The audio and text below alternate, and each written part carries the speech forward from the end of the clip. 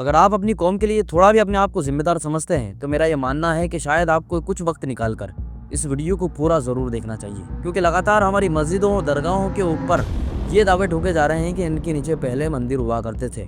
और हमसे मस्जिद और दरगाहें छीनने की कोशिश की जा रही है। अगर आप इस वीडियो को लास्ट तक देख लेंगे तो हो सकता है कि आपको ये पूरा गेम समझ में आ जाए कि आखिरकार मुसलमानों के साथ क्या चीज़ करने की कोशिश की जा रही है और आखिरकार इनका मकसद क्या है इसके पीछे। एक एक करके हम कुछ मामले सामने रखेंगे और समझेंगे कि आखिरकार हमारे साथ ये क्या चीज़ें हो रही है। सबसे पहले मैं बात करूं संभल के अंदर क्या हुआ, ये आपको और हमको अच्छे से मालूम है। किस तरीके से प्रशासन ने बर्बरता वहाँ पर लोगों के साथ की, किस तरीके से मुस्लिम नौजवान वहाँ पर शहीद हो गए, किस तरीके से उनको जेलों के अंदर ठूसा गया और जो मरीज थे जिनका इलाज हो रहा था उनको भी वहां से जेल के अंदर ट्रांसफर कर दिया गया और उन्हें भी जेल भेज दिया गया। संभल के अंदर भारी लोगों का आवागमन पूरी तरीके से बंद कर दिया गया।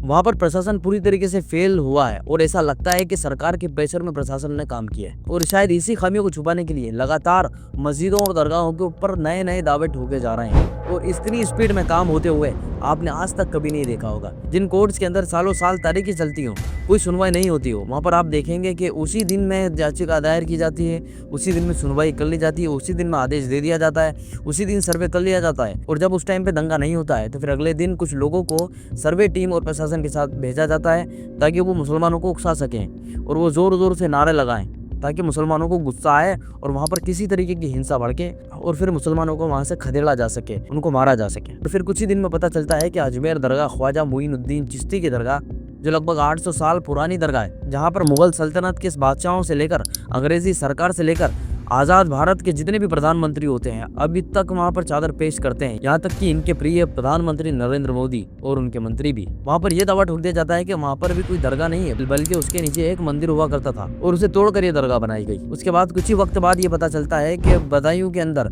जो शमशी शाही मस्जिद है उस पर भी ये दावा ठोक दिया जाता है कि उसको भी मंदिर तोड़कर बनाया गया, जिसकी सुनवाई दिसंबर में है। अजमेर दरगाह की सुनवाई भी दिसंबर में है। संभल का मामला अभी चल ही रहा है और लगभग उसकी भी सुनवाई दिसंबर में ही होगी। इसके बाद अगला मामला अगर हम देखें तो पता चलता है कि टीले वाली मस्जिद, उस पर भी ये दावा ठोका गया कि यहाँ पर भी कोई मस्जिद नहीं बल्कि इसके नीचे पहले मंदिर हुआ करता था और उसको तोड़कर इस मस्जिद को बनाया गया और ये दावा 2017 में किया गया था और मुस्लिम पक्ष को कोर्ट ने किसी तरीके से वहाँ पर नहीं सुना और आज भी वहाँ पर दर्शन के सारे कार्यक्रम चालू हैं। उसके बाद आपको शायद याद होगा कुतुब मीनार, 2022 में ये क्लेम कर दिया गया कि कुतुब मीनार के पास में जो कॉम्प्लेक्स है वहाँ पर हिंदू और जैन मंदिर हुआ करते थे, जिनको तोड़कर उस मस्जिद की और जगह की तामीर की गई है। और शायद आपको ज्ञानवापी मस्जिद का मामला जरूर याद होगा, 2022 में उस पर भी ये दावा ठोक दिया गया कि वो भी मस्जिद नहीं है बल्कि उसके नीचे भी एक मंदिर हुआ करता था और उस मंदिर को तोड़कर उस मस्जिद का निर्माण किया गया। और 2023 में सुप्रीम कोर्ट वहाँ पर सर्वे होने देती है, जबकि प्लेसेस ऑफ वर्शिप एक्ट मौजूद था और पता था कि उसका स्ट्रक्चर चेंज नहीं किया जा सकता, लेकिन उस वक्त डीवाई चंद्रचूड़ ने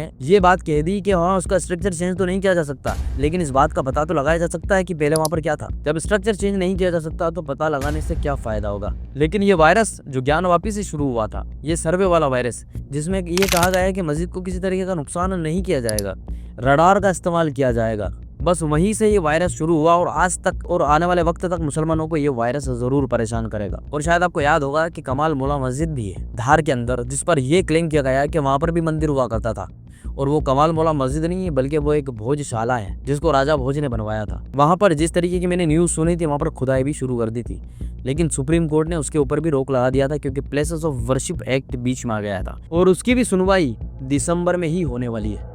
इसी तरीके की एक और मस्जिद अटाला मस्जिद के ऊपर भी यही क्लेम किया गया है कि वहाँ पर भी एक मंदिर हुआ करता था और उसे तोड़कर मस्जिद बनाई गई। और इसी के साथ शायद आपको याद हो शाही ईदगाह वाला मामला जो मथुरा में मौजूद है, उसमें भी ये कहा गया कि ये तो कृष्ण जन्मभूमि है, ये कोई मस्जिद नहीं है। लेकिन 1968 में ये एग्रीमेंट कर लिया गया, जिस तरीके से धार में एग्रीमेंट हुआ था कि मुस्लिम पक्ष नमाज अदा कर सकता है और हिंदू पक्ष भी वहाँ पर जाकर पूजा कर सकता है। लेकिन जिस तरीके से धार में वादा तोड़कर कोर्ट में जाया गया कि नहीं, मुसलमानों को कोई हक नहीं बनता कि वो लोग वहाँ पर नमाज अदा करें और मुसलमानों की नमाज को रोक दिया जाना चाहिए। इसी तरीके से यहाँ पर भी यही कहा गया है कि नहीं, मुसलमानों का यहाँ पर कोई हक नहीं बनता और ये जगह पूरी तरीके से हिंदुओं की है। अभी खत्म नहीं हुआ है, अभी और भी बाकी है। शेख सलीम चिश्ती जिनकी दरगाह फतेहपुर सीकरी के अंदर मौजूद है, वहाँ पर भी यही क्लेम कर दिया गया कि वो कोई दरगाह नहीं है या मस्जिद नहीं है, वो तो मंदिर हुआ करता था और मंदिर को तोड़कर उस मस्जिद को बनाया गया। इसी तरीके से हजारों मामले हैं और हजारों ऐसी मस्जिदें हैं और दरगाहें हैं जिसके ऊपर ये क्लेम किया जाता है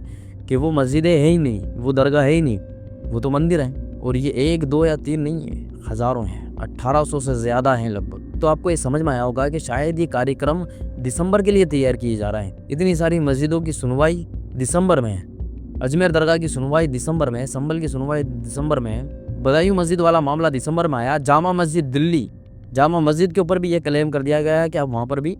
मंदिर हुआ करता था। तो शायद मुसलमानों को याद होगा कि 6 दिसंबर के दिन मुसलमानों के साथ क्या हुआ था, मुसलमानों की मस्जिद को किस तरीके से शहीद कर दिया गया था, और फिर कोर्ट के जरिए एक फैसला आया जिसको मुसलमानों ने तस्लीम किया और ये सोचा कि शायद ये आखिरी मस्जिद है, इसके बाद किसी मस्जिद के ऊपर इस तरीके का क्लेम नहीं किया जाएगा, किसी मस्जिद को दरगाह को हमसे नहीं छीना जाएगा। लेकिन क्या वो आपका फैसला आज सही साबित होता है? शायद मुसलमानों के साथ वही 6 दिसंबर दोहराने की कोशिश की जा रही है, वही पॉलिटिकल एजेंडा वापस से शुरू करने की कोशिश की जा रही है जो सालों से चल रहा था। लेकिन आपका सवाल ये होगा कि आखिर इसमें होगा क्या? जब प्लेसेस ऑफ वर्शिप एक्ट हमारे पास मौजूद है और वो संविधान के अंदर एक मौलिक एक्ट है जिसमें चेंजेस नहीं किया जा सकता, तो फिर क्या होगा? तो मैं आपकी जानकारी के लिए बता दूं कि जब तक प्लेसेस ऑफ वर्शिप एक्ट है उसका स्ट्रक्चर चेंज नहीं किया जा सकता। तो फिर आपका सवाल ये होगा कि अगर प्लेसेस ऑफ वर्शिप एक्ट हट जाएगा, तो अगर प्लेसेस ऑफ वर्शिप एक्ट हटा दिया गया या खत्म कर दिया गया तो फिर उन मस्जिदों और मदरसों की लाइन लग जाएगी जिनके ऊपर ये दावे किए जाते हैं कि इनके नीचे कहीं ना कहीं मंदिर था, वो फिर मुसलमान कुछ नहीं कर पाएगा। तो फिर आपका सवाल ये भी होगा कि क्या सरकार प्लेसेस ऑफ वर्शिप एक्ट को खत्म कर सकती है? तो मेरा जवाब होगा हाँ, ये बिल्कुल ख़त्म कर सकती है। सरकार चाहे तो प्लेसेस ऑफ वर्शिप एक्ट को हटा सकती है। तो क्या सरकार हटा देगी? तो मेरा जवाब होगा नहीं, सरकार इसको नहीं हटाएगी, क्योंकि सरकार का जो एजेंडा है वो है मुसलमानों के जज्बातों के साथ खेलना और बार बार नए नए ऐसे मामले लाकर हिंदू और मुसलमानों के बीच में नफरत का बीज बोना और नफरतों को बढ़ाना और अपने पॉलिटिकल एजेंडे को पूरा करना। इस तरीके से राम मंदिर बनने के बाद आपने देखा कि अयोध्या में किस बुरी तरीके से बीजेपी की हार हुई। इनका वो एजेंडा पूरी तरीके से खत्म हो चुका है, इनको नए नए एजेंडे चाहिए। तो अगर प्लेसेस ऑफ वर्शिप एक्ट हटा दिया गया तो इनके एजेंडे खत्म हो जाएंगे। दूसरी और अहम वजह यह है, अगर प्लेसेस ऑफ वर्शिप एक्ट हटा दिया गया तो कोई भी समाज कोर्ट्स में जाकर दावा ठोक सकता है तो उस फला मंदिर के नीचे हमारा मंदिर हुआ करता था। फॉर एग्जाम्पल, आपने शायद ये बात सुनी होगी कि कई सारे बौद्ध मंदिरों को और बौद्ध स्थलों को तोड़कर मंदिरों का निर्माण किया गया है और हिस्ट्री में कई सारी ऐसी गलतियां हुई हैं जिसको भुला देना चाहिए, लेकिन लोगों को ये वापस से याद दिलाया जा रहा है। तो अगर प्लेसेस ऑफ वर्शिप एक्ट हटा दिया गया तो पता चला कि बौद्ध सारे खड़े हो गए और ये क्लेम करने लगे कि जहाँ जहाँ बौद्ध स्थलों को तोड़ा गया वहाँ का सर्वेक्षण किया जाए। सर्वे किया जाए तो पता चलेगा कि वहाँ पर तो बौद्ध मंदिर हुआ करता था। तो क्या फिर मंदिरों को तोड़ा जाएगा? तो प्लेसेस ऑफ वर्शिप एक्ट हटाना कोई सीधी बात तो नहीं है, लेकिन हाँ, इम्पॉसिबल भी नहीं है। मैं मुसलमानों से सिर्फ इतना कहना चाहूँगा कि अपनी गहरी नींद से जागने की कोशिश करिए। हर कौम अपने मकसद के लिए काम कर रही है, हर समाज अपने मकसद के लिए काम कर रहा है, लेकिन आप मुझे एक बात बताइए, आज मुसलमानों के पास क्या मकसद है? क्या यही हमारी ज़िंदगी का मकसद है कि सुबह उठें, चाय नाश्ता करें, काम पे जाएं, शाम को आएँ, खाना खाएं, फिर से सो जाएं और सुबह फिर से काम पे जाएं? क्या मुसलमानों की ज़िंदगी का सिर्फ यही मकसद हो सकता है? मैं आपसे यही कहूँगा कि शायद मुसलमानों ने अपने मकसद को भुला दिया और कहीं ना कहीं इस्लाम से दूर हो गए और अपने अखलाकों को बिगाड़ लिया, जिस वजह से आज हमारी मस्जिदों मदरसों के ऊपर ये बातें आ रही हैं और मुसलमान कुछ नहीं कर पा रहा है। मैं आपसे यही कहूँगा कि अगर आपको ये जानकारी सही लगी हो और अगर आप इस पूरे एजेंडे को समझ गए हैं तो आपका ये फ़र्ज़ बनता है कि इस पूरे देश में जितने मुसलमान हैं उन मुसलमानों तक इस मेरे मैसेज को, इस मेरी बात को आप ज़रूर पहुँचाइए। कम से कम हम दीन के लिए इतनी कुर्बानी तो दे ही सकते हैं कि अपने कुछ हाथों का इस्तेमाल कर सकें और हमारे मकसद में हमारा साथ देने के लिए द मुस्लिम के यूट्यूब चैनल को अभी सब्सक्राइब कीजिए और इस वीडियो को ज़्यादा से ज़्यादा शेयर कीजिए। इतने कम वक्त में इसकी पूरी जानकारी मैं आपको नहीं दे सकता, इसलिए मैं आपसे गुजारिश करूंगा कि दीन के लिए आपका फ़र्ज़ है, आप एक मुसलमान हैं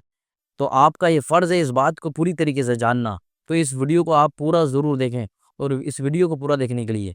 या तो आप हमारे इंस्टाग्राम के बायो में लिंक दे रखी है, वहाँ पर लिंक पर जाकर टैप करें, या फिर इस वीडियो के साथ एक लिंक लगी होगी, उस लिंक पर टैप करें और जाकर इस पूरी वीडियो को आप ज़रूर देखें।